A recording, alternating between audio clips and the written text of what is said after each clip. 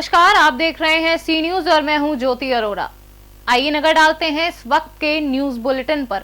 Samajwadi party के राष्ट्रीय अध्यक्ष अखिलेश यादव के निर्देश पर महानगर अध्यक्ष चौधरी वाजिद निसार की संस्तुति पर दक्षिण विधानसभा के अध्यक्ष सतीश चाहर ने आज अपनी दक्षिण विधानसभा की कार्यकारिणी घोषित की।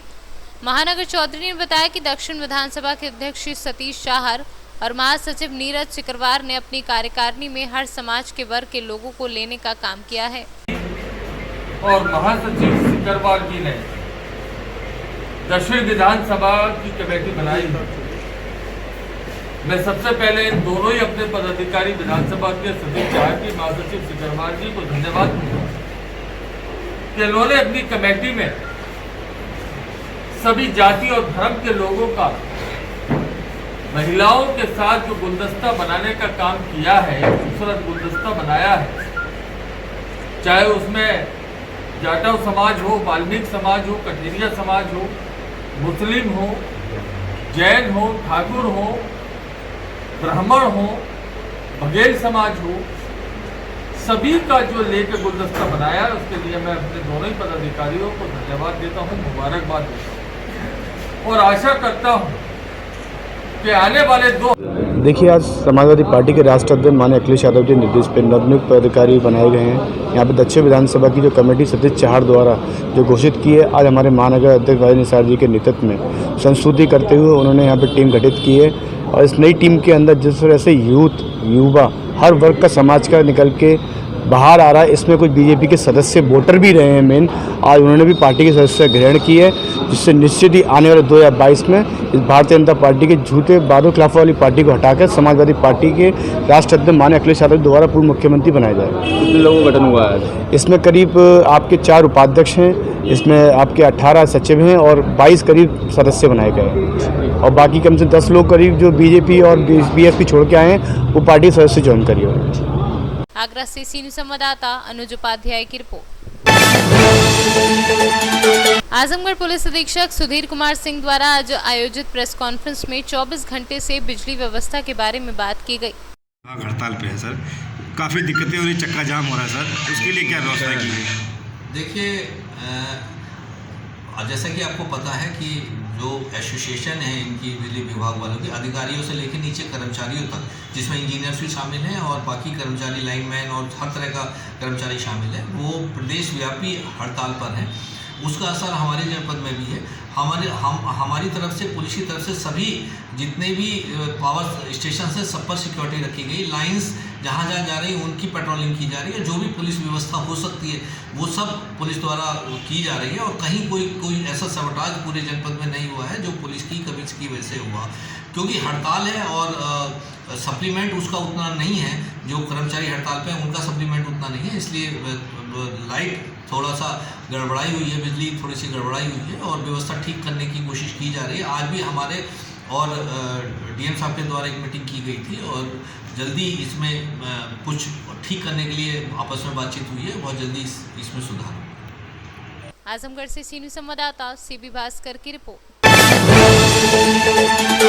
विद्युत कर्मियों के हड़ताल पर चले जाने के बाद आपूर्ति ठप है, जिससे लोगों को दिक्कत तो हो ही रही है, साथ ही साथ कामकाज भी प्रभावित हो रहा है। ऐसे में मंगलवार को डीएम राजेंद्र प्रसाद व एसपी फुत्तुपुर में स्थित विद्युत प्रेक्षण खंड पहुंचे, जहां पर कुछ निजी लाइनमैन को बुलाकर आपूर्ति को चालू कराने की कोशिश की गई, लेकिन सफलता नहीं मिली। भदोही से सी न्यूज संवाददाता खुर्शीद खान की रिपोर्ट। जिला बुरहानपुर में हाथरस गैंगरेप को लेकर मैक्सविन ह्यूमन केयर फाउंडेशन एनजीओ की ओर से एसडीएम कार्यालय में ज्ञापन सौंपा गया। दलित समाज के साथ उच्च समाज के लोगों का जो व्यवहार है बहुत ज़्यादा गलत है और उत्तर प्रदेश के अंदर जो अंधा कानून चल रहा है उसकी हम कड़ी निंदा करते हैं और इस सरकार को जल्द से जल्द बर्खास्त करने के और अपराधियों को फांसी देने की मांग करते हैं। और इसी मीडिया के माध्यम से तमाम देशवासियों से एक अपील करना चाहता हूं कि आपके बच्चे, चाहे वो लड़का हो या लड़की हो, स्कूल जाते हैं या कहीं भी जाते हैं तो वो सेफ नहीं है। आप अपने बच्चों की सुरक्षा खुद करें, क्योंकि जो सरकार है वो बेऔलाद लोगों के हाथों में है और अपने बच्चों की सुरक्षा आपको करनी होगी। इतना ही कह के मैं अपनी बात समाप्त करता हूँ। क्या नाम आपका? मोहम्मद सादिक, जहाज वाला संयोजक, बैतुल माल एनजीओ। बहुत बढ़िया। जय हिंद। आज बैतुल माल और सभी संस्थाओं ने मिलके ये हाथरस की घटना पे जो आज एक ज्ञापन दिया है, मैं भी इसकी बहुत निंदा करता हूँ और वो दोषियों को जल्द से जल्द सज़ा मिलना चाहिए और हिंदुस्तान में हर लोगों को सरकार की तरफ से बराबर न्याय मिलना चाहिए। धन्यवाद। ज़्यादा नहीं बोलना है। वाल्मीकि समाज से मैं अजय राज भारती 19 सितंबर को हुए इस मनीषा वाल्मीकि के दुष्कर्म और उसके बाद के हत्याकांड पे जो योगी सरकार लीपापोती कर रही है और जो मनीषा के परिवार को, माता पिता को डराया जा रहा है, धमकाया जा रहा है, क्या मैं वाल्मीकि समाज का होने के नाते ऐसे परिवार को क्या संरक्षण, पुलिस संरक्षण, सुरक्षा देने की मांग करते हुए ये मांग करता हूँ कि मनीषा की जो जघन्य हत्या और उसके साथ जो दुष्कर्म हुआ है उसमें लीपापोती करने में योगी सरकार का, उत्तर प्रदेश सरकार का भी बहुत योगदान है। इसकी निष्पक्ष जांच होना चाहिए। इसकी एक जांच कमेटी, सीबीआई और जांच कमेटी बैठाना ही चाहिए। बस मेरी यही मांग है। हाथरस में जो हत्याकांड हुआ है, जो दुष्कर्म हुआ है मनीषा वाल्मीकि के साथ में, जो वाल्मीकि समाज के अंतर्गत आती है, 19 सितंबर को उसके साथ में दिन दहाड़े खेत में कुछ लोगों द्वारा दुष्कर्म किया जाता है।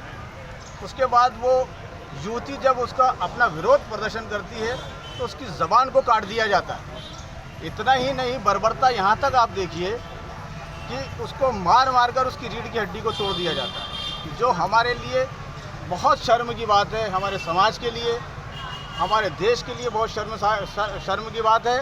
और ये घटनाएं हमारे देश में निरंतर बढ़ते जा रही है, बावजूद ये कानून वो कानून बनाने के बावजूद। अब आप देखिए 15 दिन के बाद जब उसकी मौत होती है हॉस्पिटल में, तो उसको रात के 3 बजे उसकी अंत्येष्टि करना कहाँ उचित है ये बताइए। जबकि अगर सनातन धर्म या हिंदू धर्म में भी देखा जाए तो सूरज के बाद में किसी की अंत्येष्टि नहीं होती है, सूरज ढलने के बाद में, रात के अंधेरे में नहीं होती है। लेकिन उन लोगों ने इसकी भी परवाह ना करते हुए उसकी अंत्येष्टि रात में 3 बजे की, जो एक बहुत बड़ा सवालिया निशान लगाता है यूपी पुलिस के लिए और उत्तर प्रदेश सरकार के लिए भी, कि क्यों बचाया जा रहा है, क्यों लोगों को मिलने नहीं दिया जा रहा है, क्यों पत्रकारों को मिलने नहीं दिया जा रहा है।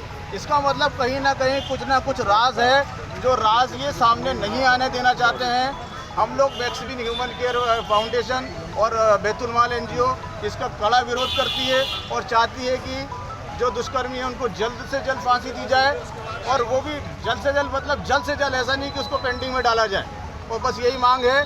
और हाँ, साथ में उनको आर्थिक सहायता दी जाए उनके परिजनों को, ताकि वो अपना अच्छा जीवन यापन कर सके और सर झुका के समाज में सर उठा के जी सके। डॉक्टर लारे बेजाज, president human care foundation. Burhanpur से सी न्यूज़ संवाददाता फरहानुद्दीन के साथ फिरोज खान की रिपोर्ट। झांसी की मऊ रानीपुर तहसील सभागार में जिलाधिकारी आंद्रा वामसी की अध्यक्षता में तहसील दिवस का आयोजन किया गया, जिसमें 250 प्रार्थना पत्र प्राप्त हुए। तहसील दिवस में राजस्व, अवैध कब्जा, पुलिस सिंचाई, आवास खंड विकास, पेयजल, गौशाला, अवैध रूप से खुला पहाड़ पर ब्लास्टिंग, अतिक्रमण सहित अनेक प्रार्थना पत्र हुए। आज आप लोगों के द्वारा जो ज्ञापन दिया गया है डीएम को, क्या है आपकी समस्या? समस्या यह है कि मंडी समिति की दुकान हम लोगों ने ली कई साल पहले, और अतिक्रमण बना के रजिस्ट्री लेखक और दलाल जमा भाड़ा करके वहाँ पर पक्का 3 कर रखे हैं। और कई बार हम लोग एप्लीकेशन भी दे चुके हैं, उसका कोई समाधान नहीं हुआ। अधिकारी लोग हाला मुहाली करके रफू चक्कर हो जाते हैं। अभी क्या कहा गया आप लोगों को? अभी कहा गया करेंगे कुछ, अभी करेंगे। हाँ। क्या क्या रखी हैं आपकी दुकानों के सामने? किस तरह का कब्जा करके रखा है? पक्का निर्माण करके टपरे बने डिब्बे रखे हैं लोहे के, और 3 सेट लगा के रखे हैं। कब से निर्माण है आपके वहाँ पर? जी, कब से निर्माण है आपकी दुकान के सामने? हमारी दुकान का तो मालूम नहीं, लेकिन ली थी हमने 2003। मऊरानीपुर तहसील समाधान में सर सबसे ज़्यादा प्रार्थना पत्र आए हैं अवैध कब्जा को लेकर के, सर बता रहे सर मऊरानीपुर में। ये बात स्पष्ट है कि विगत 7 महीनों में पहले तहसील दिवस में जिला कलेक्टर की निगरानी, इसी को देखते हुए आज ज़्यादा सुनवाई के संबंध में बढ़ गई है। और कुल मिला के हमारे गिनती के हिसाब से कम तो 250 के आसपास सभी मुख्य रूप से ये सारी जो शिकायत आई है वो पैमाइश के संबंध में है, कब्जा बनाने के संबंध में है, रेड बनने के संबंध में है और पुलिस विभाग के से जुड़े हुए से संबंधित है। अब हम लोग धीरे धीरे लॉकडाउन से अनलॉकडाउन मोड पे आ रहे हैं और इस बीच में जो भी सरकारी तंत्र पे जो बेसिक दिवस पे या राजस्व न्यायालय पे और बाकी सारी चीज़ों पे जो काम प्रभावित हुआ है वो सारे काम को हम धीरे धीरे करके अगले 2 महीने के अंदर सारी प्रणाली तैयार कर चुके हैं।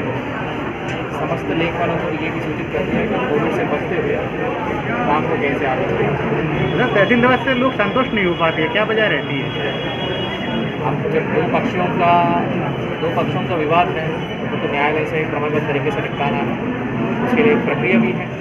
हम कोशिश करेंगे कि ये प्रक्रिया जल्दी से जल्दी पूरी हो जाए। मुख्य रूप से ये सब राजस्व की संबंधित मामले हैं, जो जमीन की पैमाइश से संबंधित मामले हैं, 2 पक्षों की सुनवाई करना पड़ता है इसमें, लोगों को इसलिए थोड़ा समय लगता है। झांसी से सी न्यूज़ संवाददाता असलम मोमिन अंसारी की रिपोर्ट। इस वक्त के न्यूज बुलेटिन में फिलहाल इतना ही। देश और दुनिया की तमाम बड़ी खबरों के लिए आप देखते रहिए सी न्यूज़। हर खबर आपके साथ, आपके हाथ।